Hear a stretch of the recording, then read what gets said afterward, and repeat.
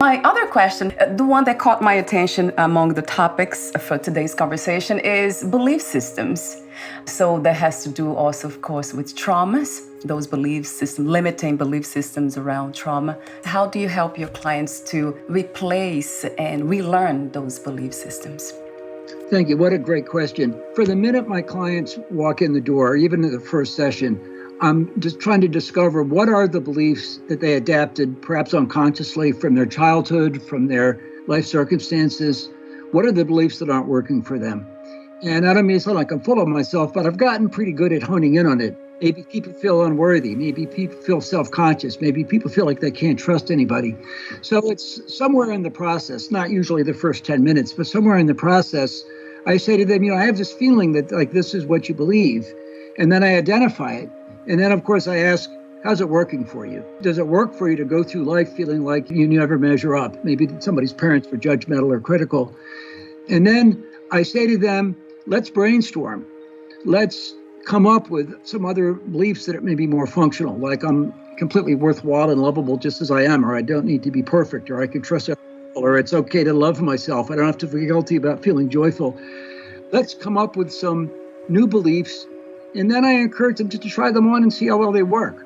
And I say to them, if things fall apart in your life, you can always go back to your own beliefs, old beliefs. But that never happens.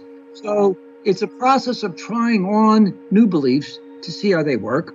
But on a deeper level, many people have a lot of difficulty, especially if these are subconscious or unconscious beliefs. So I've developed two strategies that I love and seem to work well. One is to help people develop mantras. When we talked the first time, we talked about talking to yourself like you're your own best friend. But people need to develop very clear, focused mantras. I'm lovable. I'm worthwhile. I can protect myself and be safe without being anxious. I can let go of old experiences that haunt me. That they say to themselves over and over and over again. They're really rewiring their deepest parts of their psyche. I think it like computer programming. It takes a lot of effort to reprogram a computer. And people are often most receptive to these mantras when they're meditating, when they're feeling peaceful, maybe when they're doing yoga or walking in the woods. One of my biggest fears is I'm going to turn into my dad. My dad could be very loving, but he had a terrible temper. He didn't treat my mom well. So whenever I behave in ways that remind me of my dad, I feel these waves of shame. So I say to myself over and over again, you're not your dad, buddy. I love you. And even if I behave a little bit like my dad might have, I can change that. I can switch that. I can almost feel the healing within me. I can't put it into words, but I could almost feel like something that's not right deep within my psyche getting corrected. The mantras often work, but sometimes people need a more detailed script. I say to people, what would you like to say to your unconscious? How are you going to reprogram your psyche? And I have them actually write out a script that maybe they read to themselves, or they make a video where they talk to themselves in a loving way, where they proclaim their new beliefs or different ways of looking at the world, and then they play them over and over again. Again, people just don't do enough of it. And as you well know, most human unhappiness, that the stuff we create, is because of dysfunctional beliefs. So it's really a matter of just finding beliefs and perceptions that work for us. It's not very complicated. Just finding them and then practicing them over and over till they become so hardwired, they're like second nature. That's really what's the most healing thing, I think, about a lot of my work with people. Just helping them develop ways of looking at themselves in the world that work. That's all. I'm inspired about your life too. So many things that you've been through. I was reading on your blog, I think the blog post is called Give Yourself the Gift of Inner Peace. Right. There's a section there that the counselor asked you and your wife, why don't you choose to be peaceful and happy regardless of the challenges you face with Nikki? Right. So I think this is a good moment for you to talk to us about your experience with your daughter. Yeah, my wife and I had a daughter who was born 34 years ago who has a form of autism called Rett syndrome.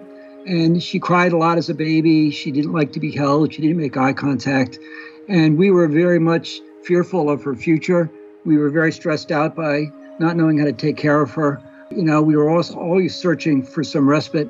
And we went to this treatment program called the Option Institute in Massachusetts that works with families and children with autism. And they asked us this question that really changed our lives. I remember like it was yesterday, the woman who ran the program looked at us and smiled and said, "What are you afraid would happen if you let go of your fear, of your anxiety?" I was stunned by the question because it never occurred to me I had an option. It was as if we were in a maze of darkness, to sound a little bit dramatic. And this question opened up a door, opened up a window. And I think I looked at her and I said, well, maybe if I wasn't stressed out, I wouldn't do a good job taking care of her, or people would think I didn't care about her. And then she smiled and said, why don't you keep doing all the wonderful things you're doing, but choose peace and happiness instead? And at the risk of sounding dramatic, it was life-changing. I think we had also reached a point where there was nowhere else to go. A lot of trauma survivors, a lot of people that deal with difficulties in their life, they really reach a point where there's nowhere else to go but into the realm of healing and peace and happiness. And I remember thinking, like, I can do that. My stress and anxiety are not helping anybody. And I did choose peace and happiness. It also taught us how to do a home-based treatment program. And we did it for 6 to 8 to 10 hours a day for about 3 years of trying to get her on her feet. And she learned to do a lot of new things. But I remember I came home and my mom, who I love dearly, came over and she looked at me and she said, you look the same and you talk the same, but you're a different person. And I was. I really was. I use this question judiciously with my clients. Again, if somebody's going through a major trauma, I'm not going to say, oh, what happened if you let go of all of your upsetness? Outside of trauma, one of the most healing, curative moments I have with clients is to simply ask them, what would happen if you chose peace? What would happen if you let go of your fear? And they look at me puzzled because they don't think that they have that choice. But then they disclose their reasons. Well, maybe if I wasn't anxious, I wouldn't be safe or take good care of myself. Maybe if I didn't have fear, something terrible would happen to me. And then, and this is really the key moment, I convince them. I can be pretty convincing. And I'm going to sound like full of myself, but I can be pretty convincing. I say to them, try on peace and happiness. Try on letting go of your fears and your worries and see what happens. See what happens. I say, I promise you, you can still look out for danger. You can still take care of yourself.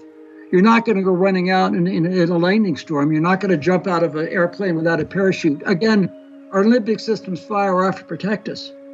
But these questions enable us to realize we can give ourselves the freedom of inner peace. And I encourage them to ask themselves that question at any given moment if they're stressed out. What would happen if I wasn't stressed out? Now, sometimes it involves making a plan. You know, I had a stent about 15 years ago and almost died. I had a blocked artery, and I used to get really anxious about my heart health. But I have a plan. Eat well, exercise, take my medicine, try to be calm. So every single time I feel stressed, I just say, I love you, buddy. Stick with the plan. It helps to plan in life.